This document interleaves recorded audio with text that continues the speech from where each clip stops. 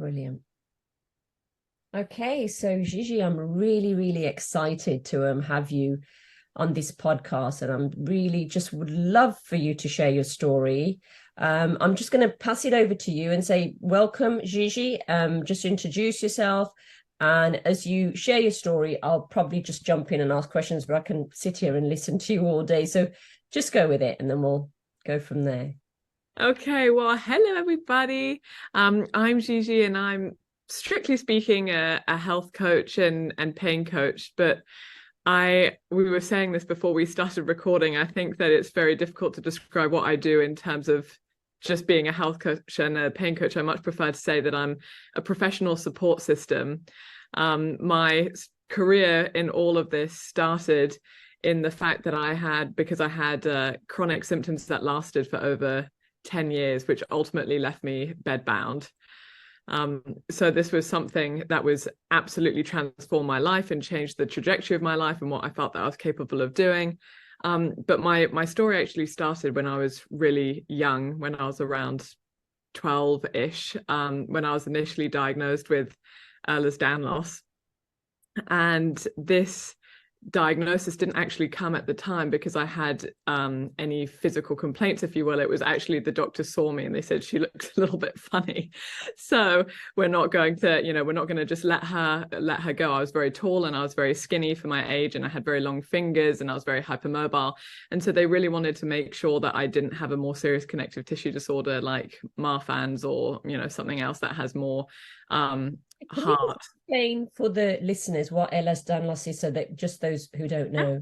So Ehlers-Danlos is a genetic connective tissue disorder.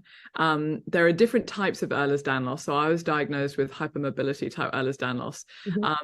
Hypermobility type Ehlers-Danlos does not have yet a specific, we haven't identified specific genes associated with it. It's more based off process of elimination and your appearance, and so that's how I was diagnosed. But there are other forms of Ehlers-Danlos, like vascular Ehlers-Danlos, which has more severe complications, and so you need to be more regularly monitored. But hypermobility Ehlers-Danlos is, for me, it was kind of a dustbin diagnosis of, okay, we've made sure that you don't have Marfan's, which is another connective tissue disorder, which they have identified specific genes associated with it. And that one needs to be monitored significantly more regularly because of the heart-related complications that you can have.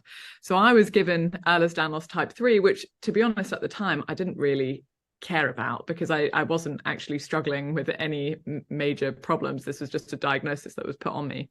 What made you go in the first place?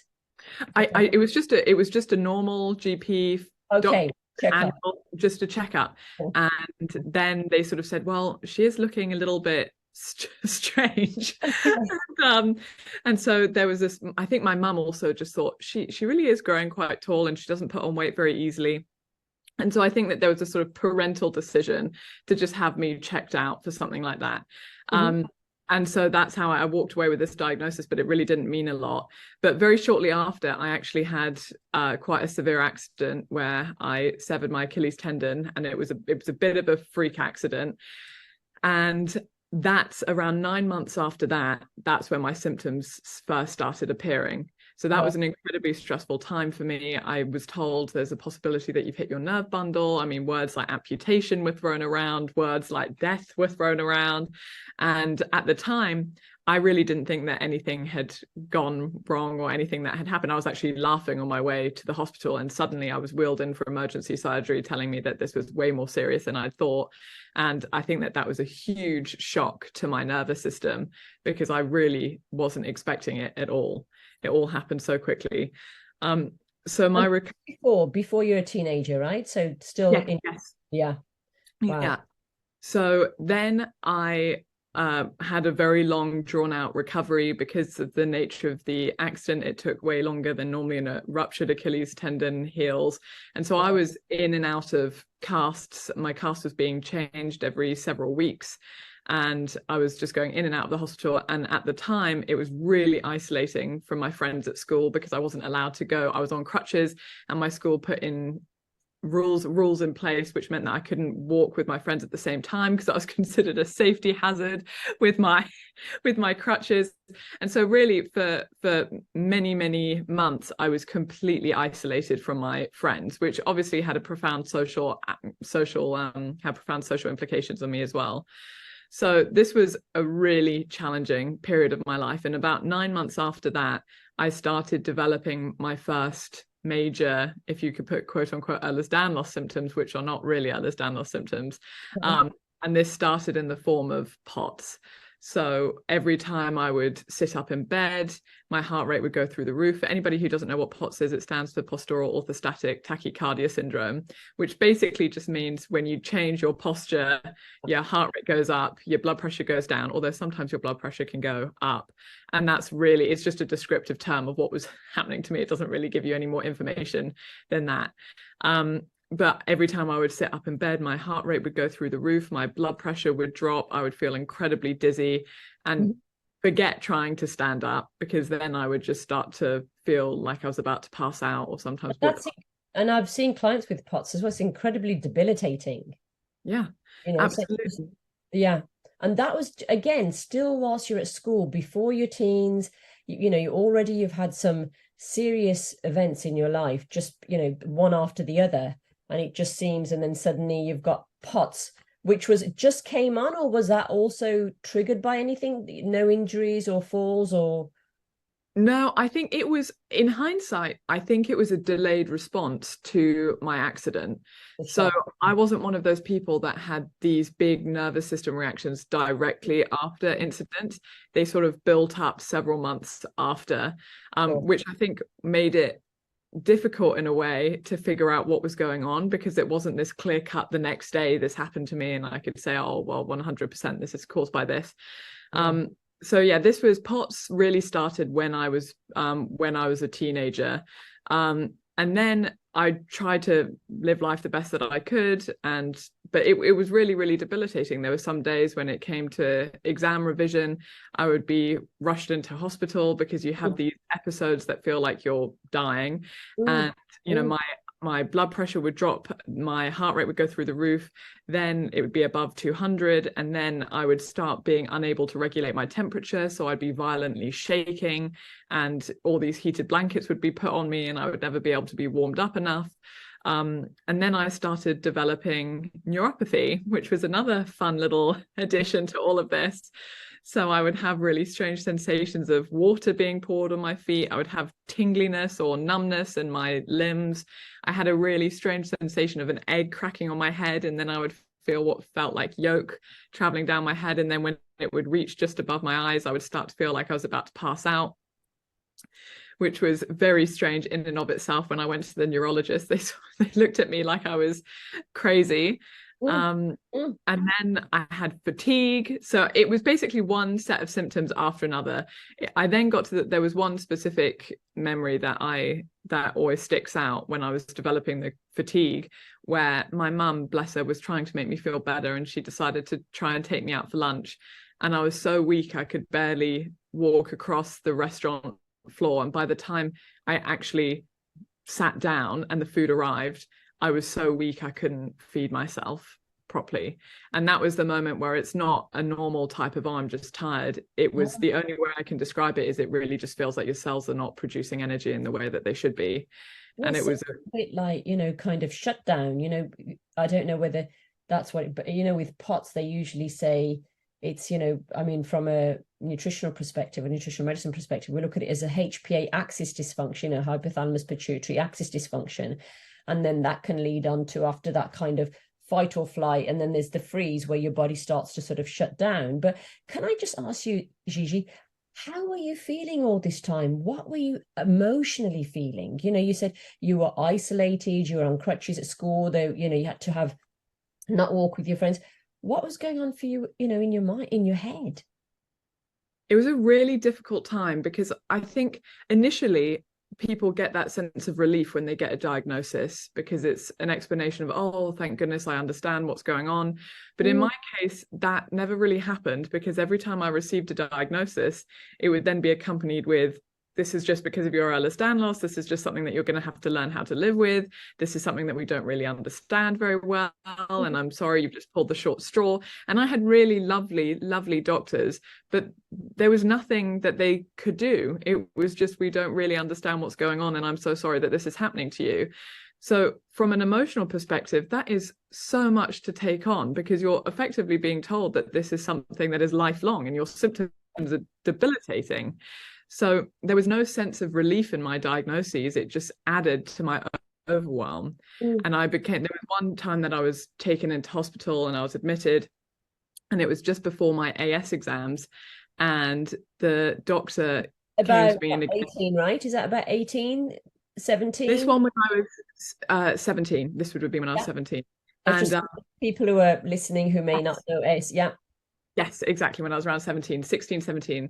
Yeah. And the doctor said to me, he said, Gigi, you're going to have to really consider whether or not you take your exams. This just might not be on the cards for you to, graduate and do all of these things that you really want to do.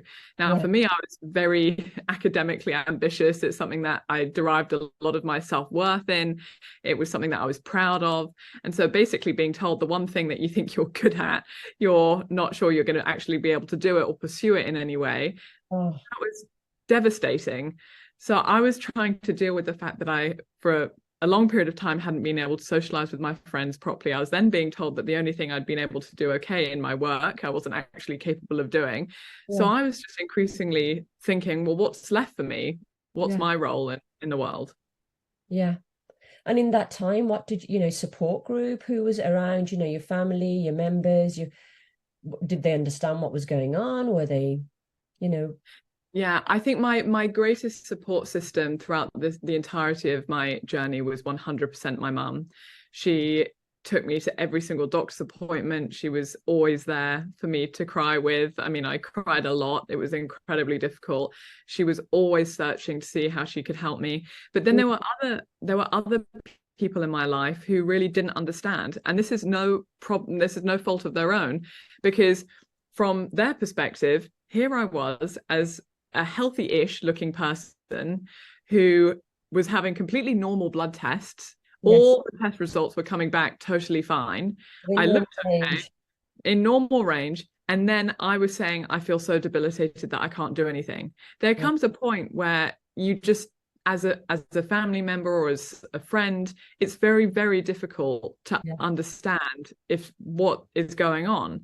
And I think a lot of people probably made the assumption that I was just being a bit dramatic, or it was something something quote unquote in my head.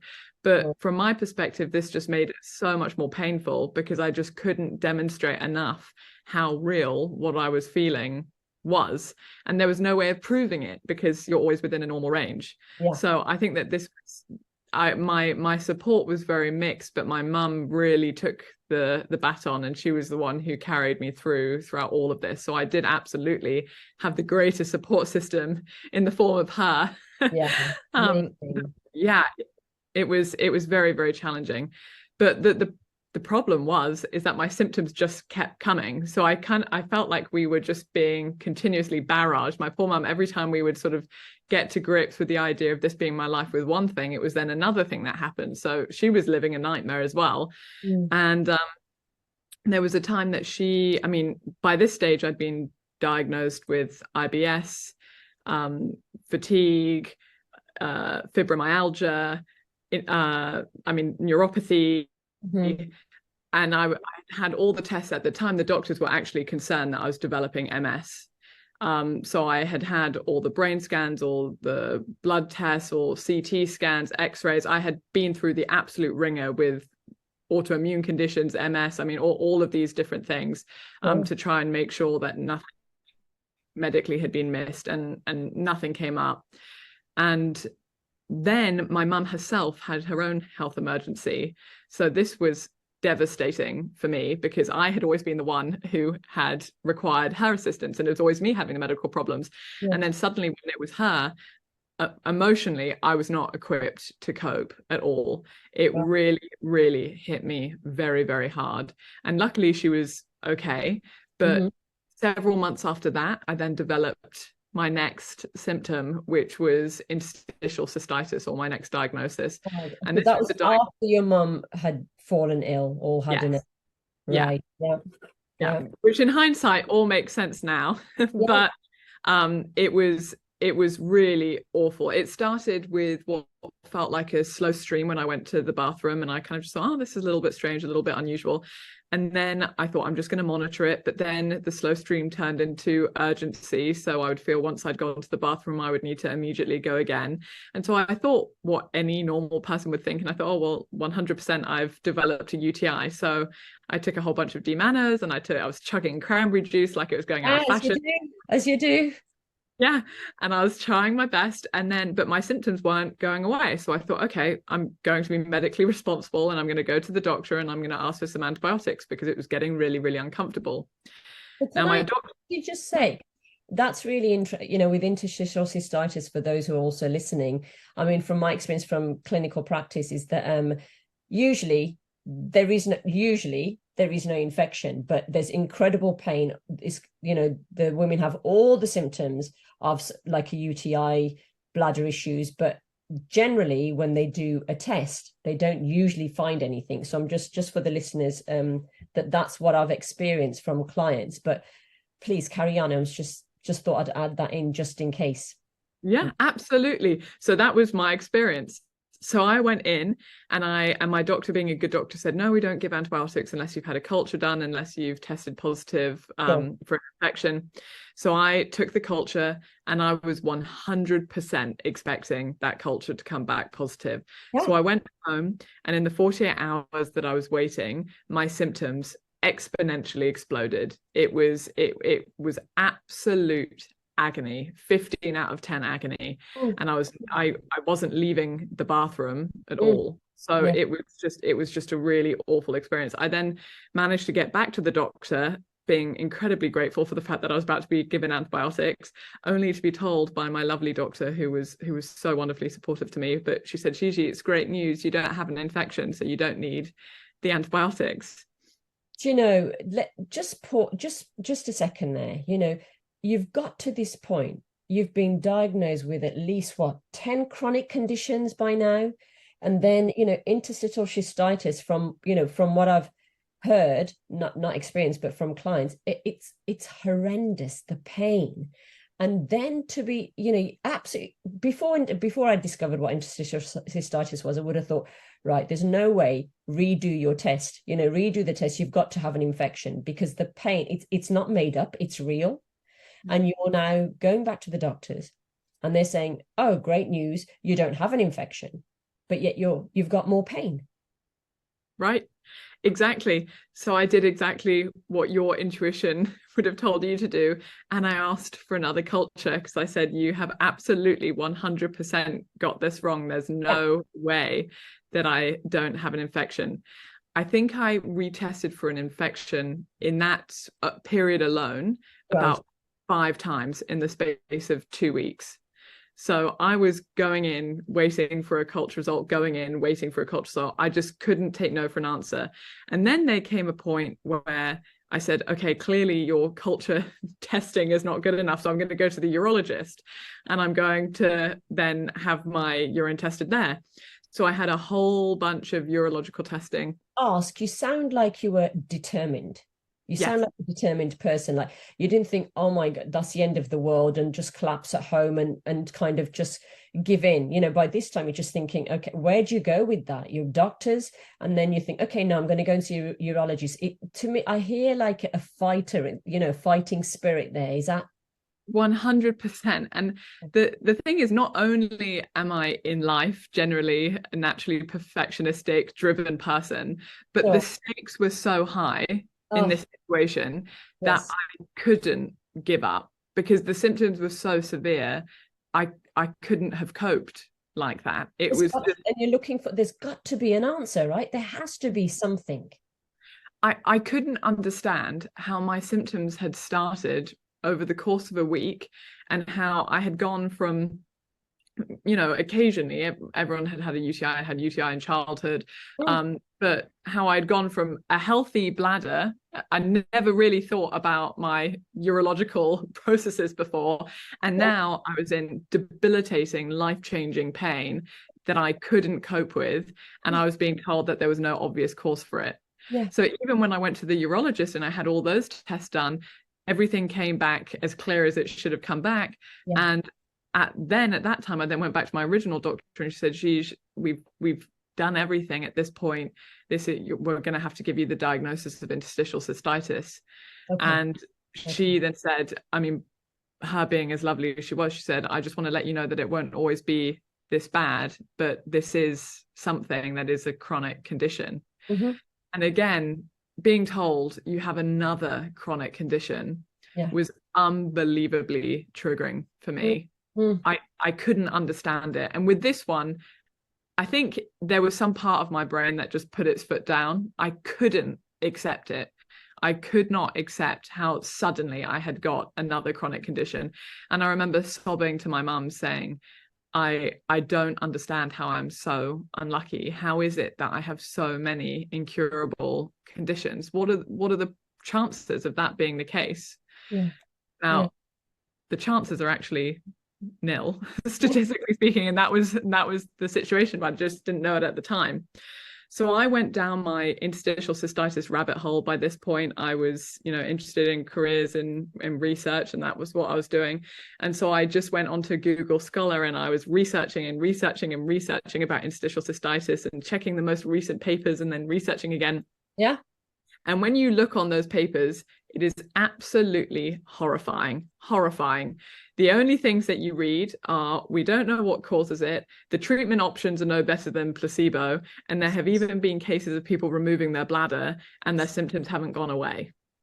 Well, that is horrible. That is horrifying when you read that and you're in debilitating pain, knowing that you just can't continue with it being at this level. So I was just going down this research rabbit hole, but luckily for me, I had my mum, who has always been significantly more open-minded than me, significantly more holistically minded. And she said to me one evening, she said, "Look, Gigi, we're just going to have to hope that something comes to us and we're just going to try and continue until that point." And she went up to bed that night and she listens to podcasts as she goes to sleep.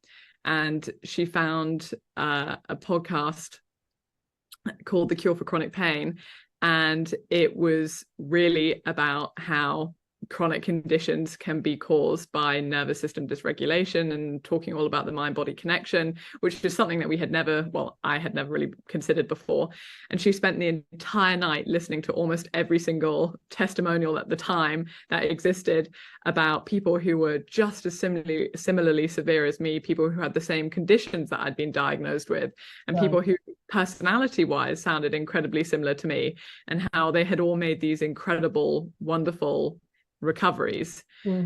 Now, my mum was ecstatic. I don't think she slept that night, so she came running down the next morning. Mum. I know, she was like, "I found it." She said, "Gigi, I really think I know what's going on with you. I think it's the mind-body connection." Yeah. I was disgusted. I was absolutely disgusted by her response, because from my experience, I didn't really believe that the mind-body connection existed. Right. So all I interpreted her saying was, "I've thought about it overnight and I'm coming down to tell you that this is all in your head." That's how I interpreted it. Okay. I mean, honestly, I can understand that as well, especially because you're in so much pain. And I think maybe it was the interpretation, but to say, to actually think that somebody's saying it's all in your head, that just, and especially the person that is your support, coming from a person that is actually your support and is there and is doing everything as much as they can and trying to understand it. And suddenly they're coming down and saying, "Okay, I think it's all in your mind." I know. I think that is what made it even more painful, is the fact that she was my greatest support, and I felt like I was being betrayed, because suddenly it was somebody, I interpreted it as somebody who wasn't taking me seriously anymore. So we had one of the biggest rows that we've had. I said, "I don't want to talk about this anymore." And I'd also come across another hypothesis at the time that suggested that interstitial cystitis was as the result of a chronic infection. And I felt that my symptoms were so severe, I really felt that that took my symptom experience more seriously than somebody telling me that my symptoms were in my head. And Gigi, just there, that's really interesting because you read something that said that it could be due to an infection. Mm-hmm. And yet your mum was saying something else because she'd heard these podcasts and she's heard all these recovery stories. But yet, that I suppose that bias towards it has to be something. There's got to be an infection that made you kind of lean towards that way. Although there's a lot of research saying interstitial cystitis, actually, there is no infection. Right, exactly. I was desperate. I mean, kind of the interstitial cystitis as a diagnosis is only meant to be given when you have proven that there's no infection. So it really doesn't make sense. And this was a very controversial theory that many urologists rejected, but I didn't care at this point because I just thought I am desperate, and finally somebody is telling me that I'm not making it up. Right. And so I said, look, we're going to park this mind body thing because this is, there's no way that I'm ready for that. Mm-hmm. And I'm going to beg my doctor for some antibiotics. And at that time, Gigi, how old are you now? Whereabouts are you are you at, gosh, it's so hard. I honestly can't. Still at home, you're not at university, you haven't gone yet to go and study, or I think it was just when I was at university, but around that time. It's really hard to pinpoint exactly when it was because it was all building around the same time. Again, it still shows your spirit. Yeah. You're living with all these chronic conditions, and your spirit to still carry on and pursue your studies and keep going. Yeah, exactly. Actually, and in hindsight now, this was past my undergrad. So I had finished my undergrad by this point. Oh, wow. Yeah, so I had managed to go through undergrad with just my POT symptoms and had graduated from uni and had done all of that. And now I was in a master's program. Okay. Yeah, so it was around that time. Wow. So I went to beg my doctor for the antibiotics, and luckily, because she is a wonderful doctor, she was compassionate. She said, you know what, we don't really have anything to lose, so let's give it a go. And so she gave me a course of antibiotics, and I took the first dose, and within 2-3 hours my symptoms went from a 15 out of 10 debilitating, I couldn't even speak, pain, to around a 2 in about 2 to 3 hours. 2 to 3 now, hours. By this point, I did biology at university. I understood how these things work. Antibiotics do not work that quickly. They take about 24 hours for you to notice a significant change. And my symptoms had just plummeted in the space of several hours. But I really didn't mind because my symptoms had plummeted. And I had been in severe discomfort for such a long period of time. I was in ecstasy. It was just the most incredible experience there. And even then, they hadn't entirely gone away. They were around a 3 out of 10. But this was like getting my life back. I remember thinking to myself, I could live like this. This I could live with. And so I decided to carry on taking them. But on day 4, what happened is my symptoms came back, even though I was taking them. Now, this really, from a scientific perspective, didn't make any sense at all. I think you would expect your symptoms to completely clear up as the infection clears up, and then you get better, and then Right, exactly. I at the beginning, I clearly had the world's most sensitive infection, that it was having the fastest reaction known to man. But now I had a resistant infection that wasn't responding to treatment. It just didn't make any sense at all. So, coming from the scientific background, any sort of, I suppose, scientific sense, right? In that respect, it made no scientific sense. So, coming from the science background that I did, you have to go with the evidence. That's the most important thing. Even if you have a theory, if the evidence is suggesting that that's not the case, you have to go with what the evidence is saying to you. It's not about just proving your own personal theory. So I had to consider something else. And the only other thing I had, and I was furious that it was the only other option I had, but the only other option I had was to consider this mind-body work. So back to them. Yeah, back to mum. Mum's always right. So I decided to give the podcast a listen, and I listened to several people's testimonials, and it began to change everything for me. Because I think when you really hear other people's stories, you understand that your story is not the most severe in the world, as in there are other stories that are just as severe as what you have been experiencing. There were stories of people who had gone on disability, who, you know, felt that they couldn't live life anymore, and this was exactly what was happening to me. I couldn't cope, and these people similarly couldn't cope. Now, they weren't describing it as, oh, I had this slight inkling of it being in my, you know, being in my head or being in my brain. No, they were saying I felt it in my bladder. There was absolutely no part of me that felt that this was something that was due to the mind-body connection. Or Yes. similarly with POTS, I was passing out, so I didn't think that this was due to the mind-body connection. I thought that this is something physical. And Yes. I had been told by my cardiologist that I had the lowest blood pressure of any conscious person that they'd ever measured. This was not something that I was, quote unquote, making up.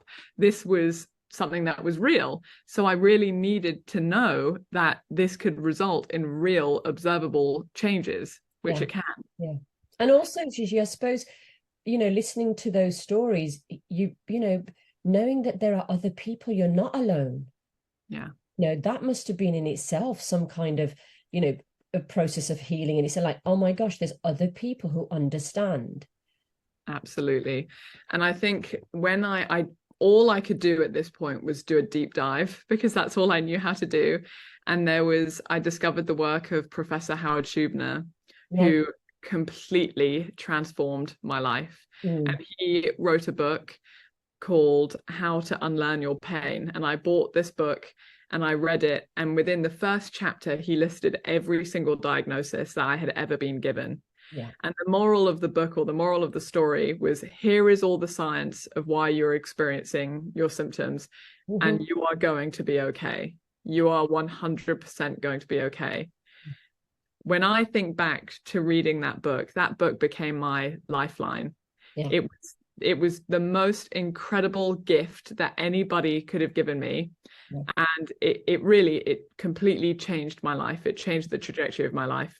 And it's so, and I think he makes it so accessible as well. You know, you're not reading a book that's complicated and full of jargon. It's written for the average person. Yeah, You know, it really is. Yeah. It's a wonderful, accessible, almost information leaflet, huge information leaflet on the current understanding of chronic symptoms, Yeah. and ways to shift your perspective and therefore shift your symptom experience. Yeah. So I began to commit to this. Now, in order for me to commit, there were several things that I had to learn in order to know that I was going on the right path. Sure. The first one was that my symptoms were real. Now, Yes. there's so many different studies that have happened now that demonstrate that these forms of non-structural symptoms are completely real. They're produced by the same region of your brain as structural pain. There have been a number of different studies demonstrating this. There's also been studies that have seen the shift from acute symptoms to chronic symptoms, and imaged that using functional MRI machines over time, and have demonstrated that it moves to emotional related circuitry in the brain. There are incredible papers demonstrating this. So that was really reassuring for me, where I could say, okay, this is not a situation of the symptoms being in my head. They're in my brain. They're absolutely real. And they are just as real as if I had broken my ankle. It's processed in the same region of the brain as if I was structurally damaged. So the messages are coming from the brain. So you're saying it's not sort of a made up thing, but there's definitely physiology behind it. It's the messages from the brain, and the functional MRI scans are showing that this happens, and it's different areas of the brain light up on these particular people experiencing these chronic conditions. Is that correct? Right, absolutely. The symptoms are 100% real, and they are processed in the same region of the brain as if you had incurred structural damage. So this was huge. That means you can't tell the difference between non-structural symptoms and structural symptoms. They feel the exact same to the person experiencing them, in the same way that if you break your ankle, you don't feel the pain in your head, you feel the pain in your ankle. It's the same with my bladder symptoms. I wasn't feeling them in my brain, but it was my brain that was producing them. It was my brain that was sending the messages down my nerves, and I was feeling them in my bladder. So my nerves were activated. So it was completely real. The And second, sorry, sorry, go ahead. can I just, I'm just thinking of just to just to bring that home again. So the pain, it's very similar to whether it's structural or not structural. Yes. And this, because it's so real, it's not, it's not less intense, more, it's as real as a structural pain, but it's not structural because it's created by the brain for some reason, which I'm sure you'll go on and share. But I just wanted to make that clear for listeners, that there's no difference whether it's structural or non-structural in the sense of the way you experience the pain. Absolutely, because they're both structural and non-structural symptoms are produced by the brain. Yes. If you break your ankle, it is your brain switching on the pain. Yes. Now, with the case of non-structural symptoms, it is still your brain activating the pain, but it's just not happening because there's structural damage. It's happening for another reason. And this other reason is the fact that our brain, or humans, evolved to be a social species. And part of being a social species meant that there was as we became less solitary, there became a real benefit in terms of survival for working together as a group. Now, if you were likely to become isolated, that was something that was, from a survival perspective, a big problem. So if you're in a situation where you're getting constantly devalued by somebody, or somebody's always demeaning you, or rejecting you, or somebody is being physically aggressive towards you, or being physically threatening, all of these things make it much more likely for you to become isolated, because if you're getting rejected, you could get left out of the social group. If you're getting physically attacked, that increases your chances of infection, and therefore, and therefore death. So there became this huge benefit when we evolved to be a social species to have a different type of warning signal. It's not just enough to only experience pain if we're structurally damaged. That's not the only time that our survival could be potentially impacted. So this form of pain is there for a reason. It's not a mistake. It's just a completely different type of warning signal. And that's pretty incredible, because I think it's very easy for people to say, okay, fine, these symptoms are in my brain, but now my brain is making this huge mistake. And how do I fix my brain? And it's not a mistake. It's not a mistake. It's not a mistake at all. And when I looked back on my experience with my symptoms, I could then actually realize just how much physical stress I was under. Whether it was my mum's health emergency, whether it was the fact that I was revising for my exams and I had all of this pressure to do well, or, whether I had, after my accident, my sense of danger had been completely skewed. It was an enormous shock to my nervous system.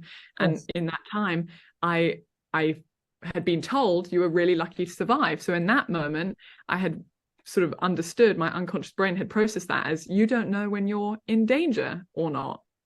You don't know when you could potentially die or not, because you thought that you were going to be okay, and now somebody is telling you that you nearly weren't okay. So all of these different events, suddenly it made sense as to why my brain had learned over time to view life as less and less and less safe. And so what happened, I suppose, and more dangerous. Yeah, exactly. And more dangerous. So what happened is I just kept getting more and more danger alarm signals. Now, all of my symptoms, whether they were POTS or neuropathy or anxiety or IBS, or all of these, are interstitial cystitis being the big finale firework display of them all, all these danger alarm signals were doing the same thing. They were getting me to slow down. They were getting me to try and minimize my overwhelm. Because if I was only able to live within the remit of my home, if I was only able to stay at home, home is the most familiar environment for my brain. It has to do the least amount of processing. So this was my brain's way of trying to protect me, trying to say, you have too many things going on. We can't process another thing. We can't process a social interaction with a friend because we don't have the capacity for that right now. So I could, Gigi, I suppose, as you're sharing that, I'm just in my head, I'm just imagining, like I'm living in this town here, Kingston, and there's a fire, and the fire engines are running around, alarm bells are going, it's all going crazy, fire is spreading, and the alarm, it's just getting louder and louder, but we're not sort of addressing the fire.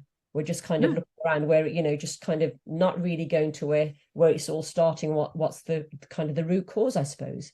Absolutely. What I was doing is there was fire blazing all around, and my firefighters were pointing the hose at the fire alarm, not at the fire. I Yeah, was spending all of my time trying to fix the symptoms, but the symptoms were just the warning. That absolutely. was it. In the same way that when you break your ankle, the pain is just a warning signal. The problem is not the pain itself. The pain is trying to get you to stop causing further damage. It's the fire alarm. And that's the same with my symptoms. My symptoms were all just different variations of fire alarm, but that's all they were. And the more I tried to fix them, the less I was dealing with the root cause. And that's, the body's just amazing. Like you said, it's not making mistakes. There's reasons for it.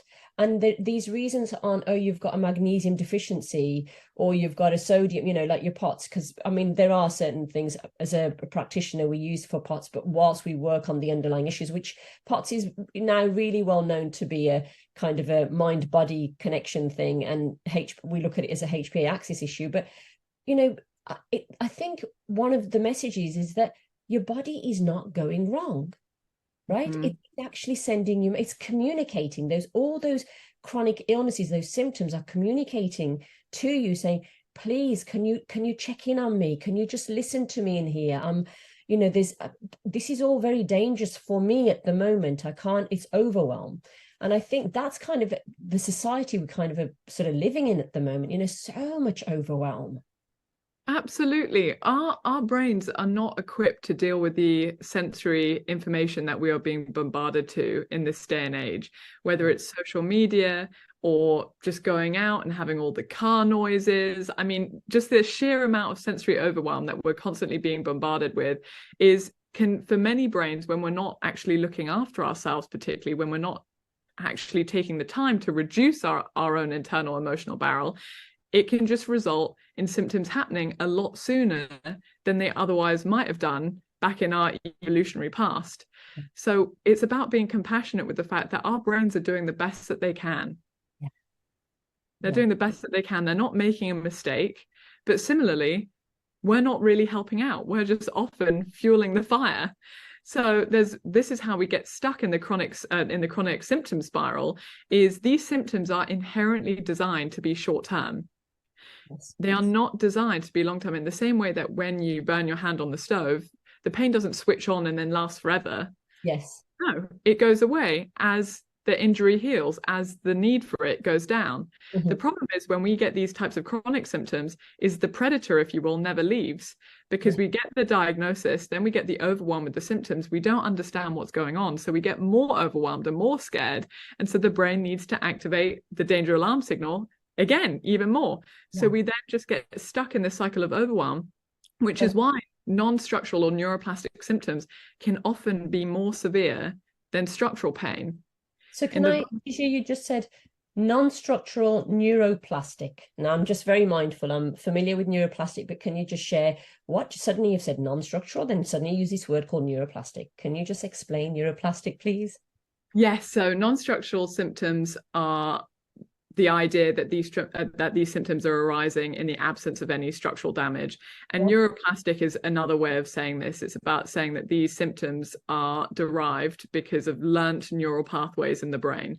The brain has learned how to become better and better and better at producing these symptoms, which corresponds to what we were talking about with the chronic symptom spiral. The more your brain has to produce these symptoms, it's a bit like learning how to play a sport or learning how to play a musical instrument. The more you practice, the more natural it becomes. And that's the same with this, where the brain can just learn over time. The more it has to do it, the more it practices having to switch on these types of symptoms, the better at it becomes. In other words, the fire alarm becomes more sensitive. So the fire alarm then begins to switch on when you've just put the toast in the toaster, rather than when there's actually a fire going on. Yeah. So it's just like also so like a default now. It's just that's the way the body's now, or the brain is just functioning, because that's the natural default, rather than saying, okay, this is it is dangerous, but it's like the body's now got used to it, and there's nobody there to to actually to put out the fire. It's just now, okay, so it's just constantly trying to communicate, constantly. Well, I'd love to know, Gigi, what happened next? I'm now itching to know what happened next. You found Yeah. out that it's this neuroplastic pain, there's a mind-body connection, that it's not structural, but the pain is real. It's produced by your brain for a reason. Your body doesn't, it's not making it up, it's not gone faulty. What happened then? So that was the start of my recovery, because the major principle with all of this is there is nothing wrong with your brain. There's nothing wrong with your brain, which is a huge perspective shift. And really the notion, the expectation, the belief that there is something wrong with your brain or something wrong with your body, that's what continues the chronic symptoms, because your brain, Those thoughts that there's something wrong with me, there's something wrong with my brain, I'm never going to get well. But I suppose that, how do you work with that? I mean, if you've been ill for so long, because interstitial cystitis is horrendous. I'm very familiar with some of the work, like Dr. John Sonner's work, Schubner's work, because I used to suffer from migraines. So I've had a similar kind of story, but nothing compared to what you're sharing. But I've tried everything. I tried functional medicine, I tried homeopathy, everything. My migraines were linked very much to the first day of my cycle. It was always the first day of my cycle. I used to make sure that the first day of my cycle, I didn't have clinic, I didn't have anything planned. I was ready for bed, day off, it was in bed, and I get through the migraine. But I tried so many things, and I did not believe that it was a mind body thing, because I was thinking, no way, it's the first day of my cycle, it's liver, it's hormones, and again, that, I suppose it doesn't help when you've got that scientific way of thinking, because you have all these theories and you have all this understanding. And that's the other thing, like your journey, just listening to you, it's common sense to me. Of course you're going to think, let's go down this route. Of course interstitial cystitis, there must be some papers to show this an infection, because it's the way we're wired. Where you've mentioned the word hypothesis several times. This is a scientist speaking. This is somebody who's a researcher, and I connect with that, because we're sort of become so far removed from our heart, our body, our feelings, that we're always looking for something on the outside. And I kept thinking that as well. And then John Sarno's work, and he talks about what you just mentioned, which made me laugh about because you still kept going, you still managed to do your degree and then your master's with all that going on. And that he described, is it a goodist, right? In his book he talks about the goodist. yes, So exactly, all the boxes, right? absolutely. I just would not stop. I would not stop until my body forced me to stop. I had become so good at pushing through, and in a way my diagnosis had inadvertently helped with that, because I was told this is something that you're going to have forever. So my default was, I'm going to have to learn how to live with this, and I have to have a life. So I have to push through these symptoms all the time. And eventually, because they weren't actually because of my Ehlers-Danlos loss, because they were just instead to do with extreme emotional overwhelm, there came a point where my brain said, no, we're going to create a symptom experience that you cannot push through. And for me, that just happened to be the interstitial cystitis. That was my brain's emergency brake. That was you're not going to continue, because we will no longer allow you to continue. Yeah. But me pushing through, because I had been told that this was my life, had just almost forced me to become less in tune with my body. I wasn't respecting these warning signals that I was being given, because I just thought that I'd pulled the short straw, and that my brain and body was just malfunctioning because of a genetic condition, which ultimately was not the case. Yeah. And that's sort of common sense, right? It makes sense. A plus B equals C. Right. Exactly. So then, yeah. So do share where'd you go from, okay, somebody's listening to this podcast and they're thinking, okay, I've got migraines, I've got interstitial cystitis, so I've got this chronic pain, and even the MRI scans don't tie up with the symptoms. Where do they go from this? What happened next for you? So it was really just about being persistent and patient. Recovery from these symptoms is not a smooth line, but it is all driven by a shift in perspective. The more we change the way that we view our symptoms, the less power they hold over us, the more belief that we have that can become 100% symptom free. That's how we reduce the overwhelm on the brain. Because for me, the significant overwhelm in my life was being caused by the fact that my symptoms were so horrendous. So being told that my symptoms weren't going to last forever and that my symptoms were short term Oh, it's cut like down. relief, right? Yeah. Exactly. I felt like this huge weight had been lifted off my shoulders. The way I interacted with my symptoms was completely different. And because of that, the way that my brain, the information that my brain was receiving about whether or not I was in a safe environment or not was changing. So because these symptoms are not meant to be long term, your brain is constantly monitoring its level of overwhelm. And as the level of overwhelm goes down persistently over time, the need for these danger alarm signals reduces over time. And so you start seeing slight fluctuations in your symptoms. And for me, it started off with, around a 15 out of 10 pain going to around a 13 out of 10 pain. These were not enormous fluctuations, but what they demonstrated was that my brain was receptive to the information that I was experiencing or the way that I was feeling, the calmer I felt. Now, this was not, again, a finely tuned system where I would have one moment of feeling incredibly calm and then my pain would go down.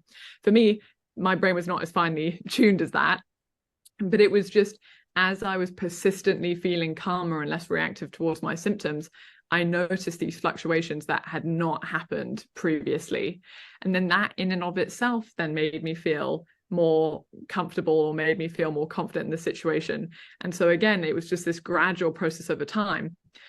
But as I said before, recovery is really not linear. This is a habit that your brain has learned over time, and it's exhausting having a new way of thinking about things. So in and of that process, I would have these moments where I would slip back into old ways of thinking and I would have terrible panic attacks and I think I'm never going to get better. And similarly, I would have random flares up of pain out of nowhere that were absolutely debilitating. And again, that would knock my confidence. So one of the things that part of my job when I work with clients is to have them know that that is completely normal, to try and help reduce that overwhelm when that actually happens. So the moral of all of this is it really takes persistence and patience. It's about learning how to look after our emotional needs better, being able to have emotional outlets for our overwhelm, particularly overwhelm that's being caused by our external life. And being able, that's why there are techniques like journaling, and there's other techniques like somatic tracking, which somatic tracking basically just means learning how to react to the symptoms in your body in a less reactive way. So just learning how to experience the symptoms and let it go. So this is why, in order to be able to do that, you really have to have the knowledge that you're okay. Otherwise, it's very difficult to do that particular technique. And it's really hard, isn't it, to actually explain it? Because I mean, you said something about there's I suppose there's less danger because there's now more safety.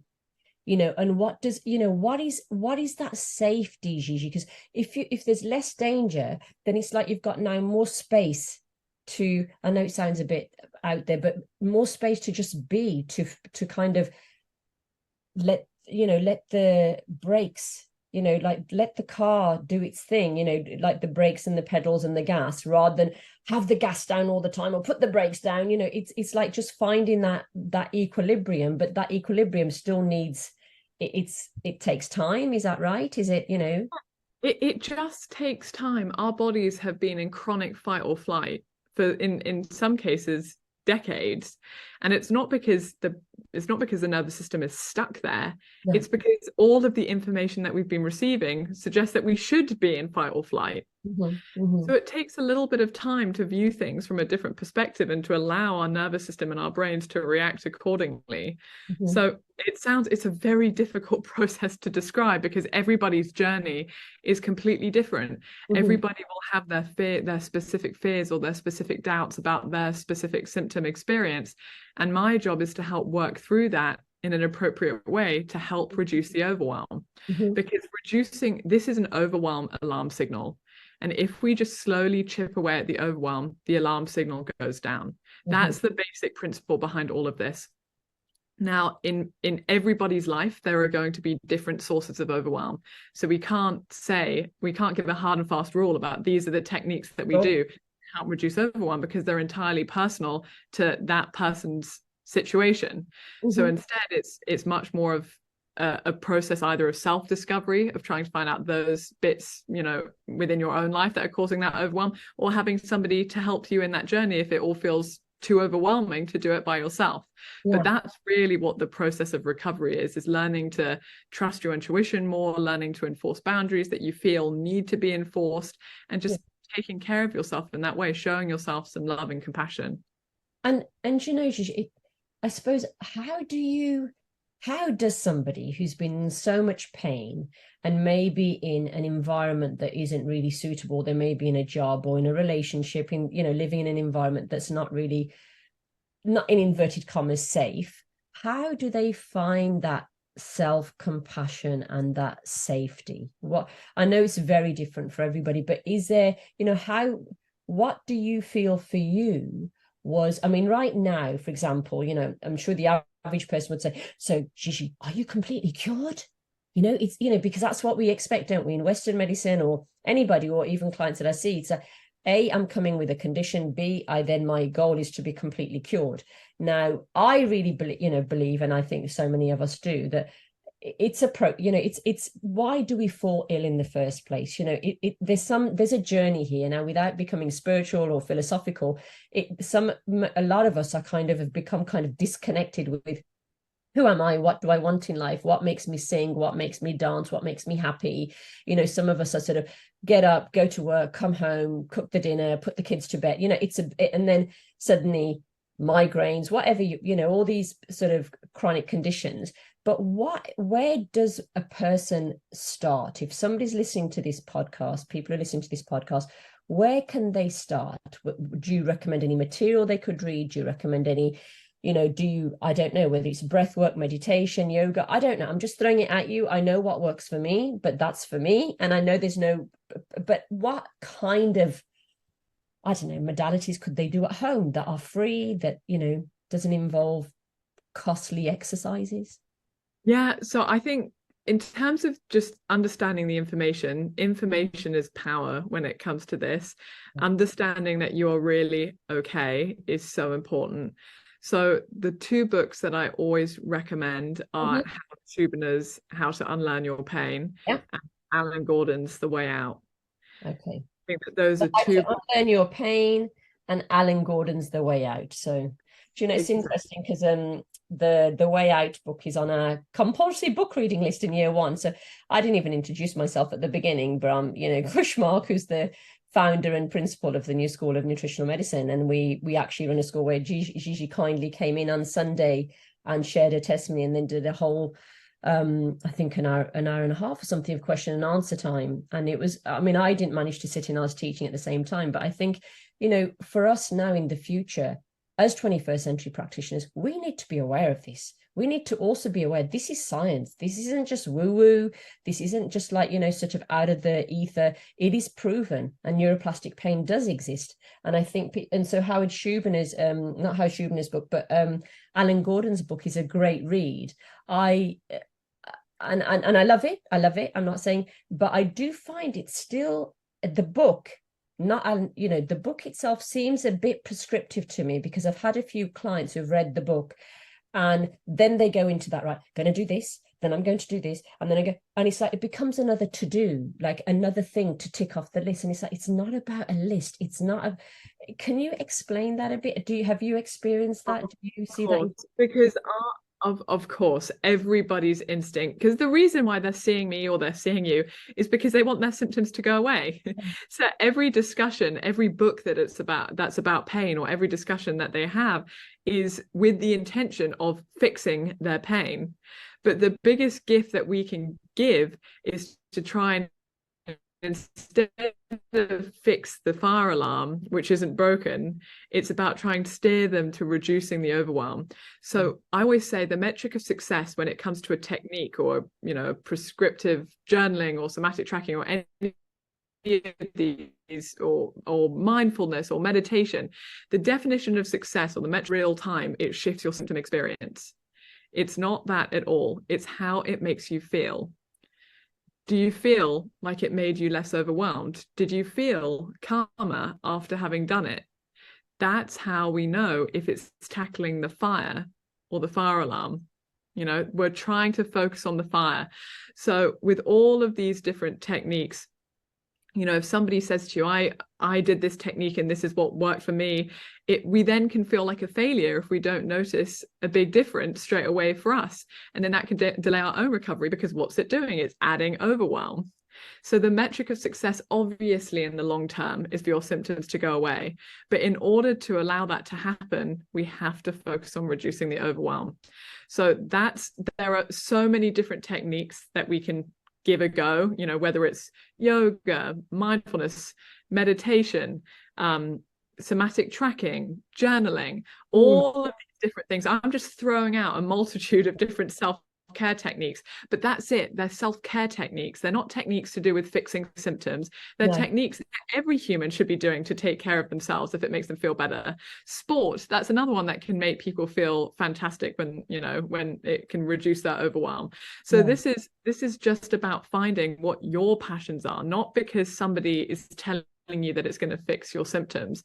It's about doing it because you actually enjoy how it makes you feel from an emotional perspective. So you're doing it for yourself. You're not doing it with a focus on reducing the pain. Right, exactly. And it's the most important thing that I could possibly share with anybody, is that's where most people get stuck. And that's why most people, even when they know about mind body work, and even if they believe in mind body work 100%, they can still not see any changes because they're trying to fix the fire alarm. And it's the easiest thing for us all to do. But in the same way as if you were to break your ankle, say you broke your ankle and you went into the hospital and you had all these scans done, and the doctor came out and he said, okay, you've got a fracture, you've broken your ankle, but we're not going to fix the broken ankle. We're going to train your brain out of producing the pain. You would think that he was crazy. Think that he was absolutely bizarre. You say, no, I'd prefer if you could fix my broken ankle, please. I love that. I love that. That is just, yes. Yeah. And so that's what we're trying to do here. We are not trying to fix the warning signal. We are trying to fix the overwhelm. Now, there are many situations people might be listening to this and say, well, I have a terrible relationship with my partner, or I have an unbelievably stressful job. Can I ever get well when I'm in these stressful situations? And the answer is yes, if we have effective enough tools at helping you to cope with those situations in real time. So it's not all about moving to a mountain in Bhutan and living the simple life in terms of just having no sensory overload and living in a wonderful, beautiful place. It's not about that. It's about how can we cope with the environment that we're in. Obviously, if we can make tweaks in our external input to help reduce that overwhelm, that's phenomenal. But sometimes we can't for whatever reason. And if that's the situation, then it's about trying to find ways to cope with that situation better. Yeah, I think also, Gigi, it took me, I mean, gosh, I had migraines from puberty. And I remember my mum saying, well, it's in the family, it's karma. It's because we, believe in karma, believed in karma. And she said, this is something that you'll have to live with for the rest of your life. And I remember and I felt so disheartened. And my mum used to suffer from migraines as well. And I remember her walking around with the band around her head. She tied up really tight because it was really and she was one of those push through it. And it's really hard to actually believe that this is actually a mind, but because you make it like, okay, that was puberty, it's hormones, it's no matter how much. I think it's also like what you said, very similar. We haven't mentioned, I mean, I love how I got into this kind of work was Dr. Sano, because I read his book years ago, and that was mainly actually because of my husband, who had chronic back pain, which again was absolutely helped by the work of Dr. John Sarno before Alan Gordon was known, and we didn't know about Schubiner. And he talks about, I really love that, he talks about the goodies in the book, which you seem to tick the boxes, I tick the boxes.